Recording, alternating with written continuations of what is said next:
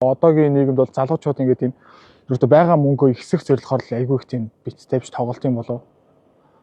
Чи бит тавьж үзчихсэн. Үзчихсэн. Тэгээ ер нь яг үннийг хэлэхэд бол ер нь бол битүүл хүний амьдралыг ер нь дараа тулнаа хэлэхээс бол дээшлүүлэхгүй бага мөнгөө их мөнгө болгох нь гэж яг бага зэрэг авч болно л доо. Хамгийн гол нь битүүл ерөнхийдөө дахиж олон дахиж нугалж мөнгө нь бутаж авдаг зүйл тий. Жишээ нь ямар шалтгаанаар бит тавьж үзсэн. Яагаад тавих болсноо надад ярьж үзсэн.